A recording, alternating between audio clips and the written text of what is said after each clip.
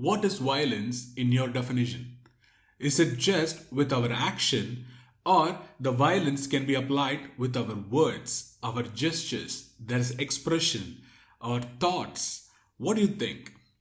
And why it is so important to be non-violent?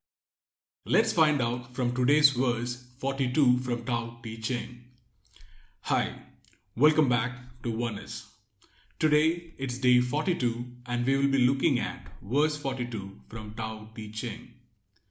As usual, let's observe few seconds of silence.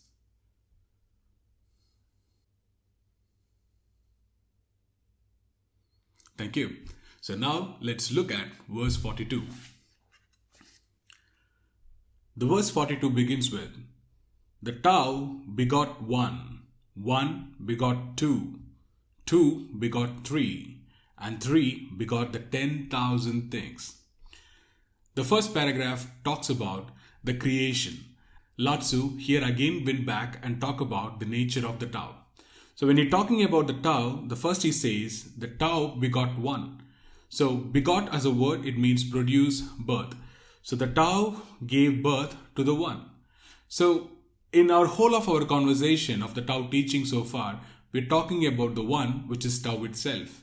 So it is kind of intriguing that the Tao gave birth to the Tao.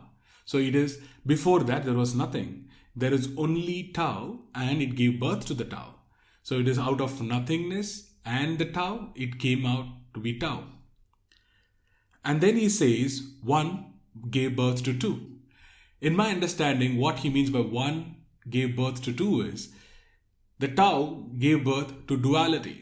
What he means by duality is positive and negative, feminine and masculine. Everything that we see in dual form, or yin and yang, right? So yin and yang, when you look at it in a different way. For an example, in a scientific perspective, if you see it, we know that right after the Big Bang, the first elements which were formed was electron, proton and neutron. And we know that electron is negatively charged, proton is positively charged. This is how it is created, right? So here as well, what we see is, lots of saying is, the one gave birth to two. That is the negative charge as well as the positive charge. And that is the building component of any single atom that we are talking about. Then he goes on to say, two gave birth to three. So here it is very, very interesting is what he means by the third component or the third thing or the third event, what it is. So some people say it is chi, it is a life energy, the life force, that what we all feel and then what gave birth to every life form on this earth. And that is what the third thing is, the chi, the life force, the prana. And that's the third thing in my understanding from other references that I took. And then he says, and the three gave birth to 10,000 things. Naturally, the three, all three, when he's talking about a Tao, then he's talking about the polarities of positive and negative, yin and yang, and then the life force, the chi, all these things gave birth to 10,000 things. How we see the whole of cosmos and living things. And then Lao Tzu goes on and says, the 10,000 things carry yin and embrace yang. So here we need to understand, when you talk about yin, it is a female energy. And it is talking about yang, it is a male energy. When you're talking about female energy, then we have to say earth, what we call it as Mother Earth, it is nothing but a female energy. It is yin. So that is why the Mother Earth is yin, and heaven, which is expanding energy. So that is yang. And the night and darkness is yin. Day and light, it is yang. It all works in the polarity or dualism of one to the other. The very interesting part about the both yin and yang symbol is, you will see that the black and white portion. However, we also see one single dot of black in the white portion and one single dot of white in the black portion. What does it mean?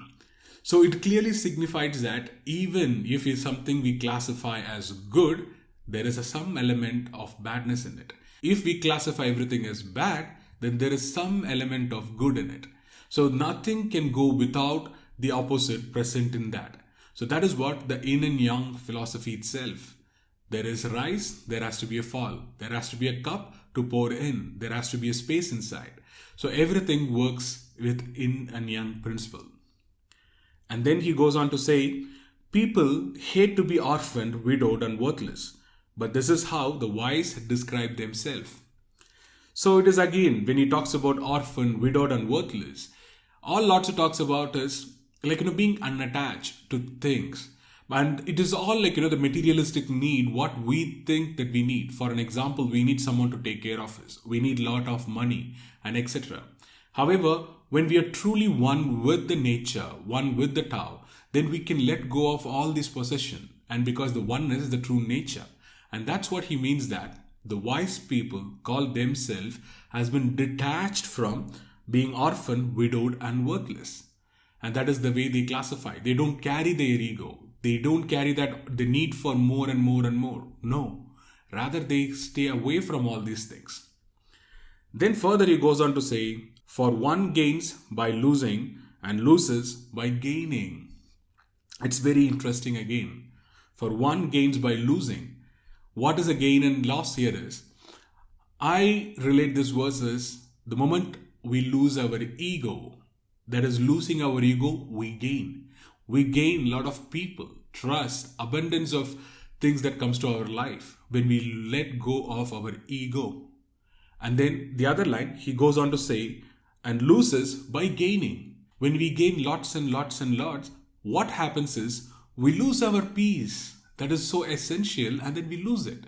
Because we always think about how do we protect this world? How do we keep our followers in social media? How do we keep on to things? Right? So that comes a constant pressure, and we will lose our mind thinking how to protect and preserve things. And that's what Lotso means here. And the final words are, what others teach, I also teach. That is, a violent person will die a violent death. And this is the essence of my teaching. In multiple translations I have seen as well, this is very exact. A violent person will die a violent death. So the first thing comes to our mind is what he means by the violent person will die a violent death. It is a harsh word indeed. But how I see is, the violence is not just hurting someone physically, not in a physical form. You can go and hit someone, make them bleed. But however, it is how are we treating others with our words? What are the words that we are using? Are we hurting someone? And the other way to look at it is a kind gestures. How our gesture or a facial expression that we express towards other person. Or the worse, it is our thoughts. Just imagine, nothing has to happen outside, but our thought can be violent. Constantly thinking. Maybe we may not be able to act against someone, but we constantly think negative and ill will. We really want to hurt someone, but just we cannot do it. This we can see in most common people's thought. For an example, when we read a news article, or when we watch something so violent and something injustice happening in the government, people think that, oh my God, I just wish I'm there. I really want to hurt the other person. They wouldn't do any action. But however, their thoughts, their mind, it is constantly creating violent thoughts. What happens here? So when you're talking about non-violence, it is not just action, but with our words, thoughts, gestures, behavior, and etc. and etc. For this, let's look at one quick example. Parents and child equation again. So most of us, we see that the parents always look for the well-being of the child in most cases. And in that quest of taking care of the child and then make sure that they study well, they behave well, they obey what they're saying, sometimes they go little overboard and become violent with kids by their words, by even hurting them physically. So when they are a child, they register all these events. And then as they grow up, as they become an adult, they can become really successful. But one common trait that happens is a parent who hurt their child really physically, mentally, and even with their words, they are treated differently by the child when they grow up. Because what they gave when they were a parent, it comes back to them when their child is grown up. So that is when a parent realizes their mistake and feel that, oh my God, I shouldn't have acted in the way I did. I should have been much more kinder. I should have been much more shown my affection and love instead of focusing on hurting, being violent to my child, though the intention is good. So that's how I see it. So the moment we talk about violence, it is not just with our action, physical action, but it also to do with our thoughts, our behavior, our words, etc. and etc. And when lots of means the violent person will have a violent death, it is not just someone will hit them and make them die. No. However, their own mind will kill them out of the violent behavior they showed in the past. So that is the crux of verse 42. With that, we come to an end of verse 42. So one actionable thought for today is forgiveness. When I say forgiveness, think of any person or any event or situation that creates a violent thought within you, that in your inability to react to them, and then you're still holding on to that anger, then bring that person or event and then forgive them completely. Try your best and do your best to forgive them. And there is a practice called Ho'oponopono, which we discussed earlier in one of the videos, which you can refer. It is called Ho'oponopono. It is very profound practice to forgive people and forgive event in our life. With that way, we will not carry a violent thought within us, and then we won't act violently with our words, behavior, action, gestures, physically, anywhere. So that way, we will be at peace. With that, let's conclude the day 42 and then talk to you tomorrow. Thank you.